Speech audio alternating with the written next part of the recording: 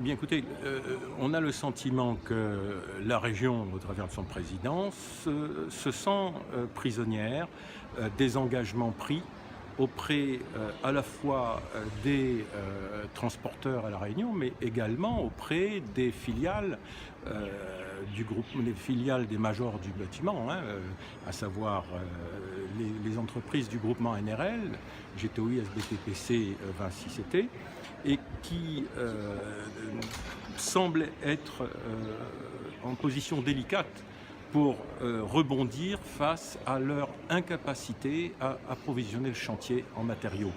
Donc c'est bien là le problème, tout l'enjeu est là. Le collectif était venu pour dire à la région voyons comment on peut terminer la NRL sans la digue. C'est le souhait du collectif. Pour y arriver, il n'y a pas 36 solutions, il faut remettre en question le marché de digues. Pour cela, la région peut s'appuyer sur cette défaillance des entreprises à livrer le chantier en s'appuyant sur le CCAG, marché public de travaux, le code des marchés publics, et rendre disons, les entreprises défaillantes responsables donc, financièrement de cette défaillance et donc obligatoirement responsables du financement des études et recherches de nouvelles solutions.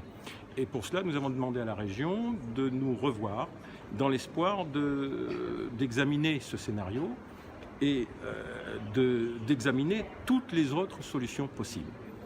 Au minimum, donc sans être exhaustif, on peut comparer, effectivement c'est indispensable de le faire avec un bureau d'études indépendant, donc extérieur à l'île, donc examiner comparativement la digue, une solution viaduc, et puis une solution tunnel, et enfin une solution donc, de route sous galerie de protection qui coûte beaucoup moins cher que toutes les autres. Donc ça c'est une solution, à mon avis, disons de sortie par le haut de cette impasse, qui est une véritable difficulté pour la région et pour les riverains des carrières, pour la population. En termes de délai, actuellement, il ne faut pas compter sur, comme l'espère encore la région, sur 2022-2023. Il faut, à mon avis, escompter, vu qu'aucune carrière n'est ouverte actuellement parmi celles que vise la région. La région a d'ailleurs reconnu que seul le groupement NRL était responsable de l'approvisionnement du chantier en matériaux. C'est clair, les entreprises, pour faire cette digue, auront encore besoin d'un minimum de 5 ans. Donc c'est plus que, sans compter l'ouverture de la carrière. Donc si vous comptez l'ouverture de la carrière plus au moins 5 ans de réalisation de digue, ça vous amène au-delà de 2023. Nous sommes en 2019.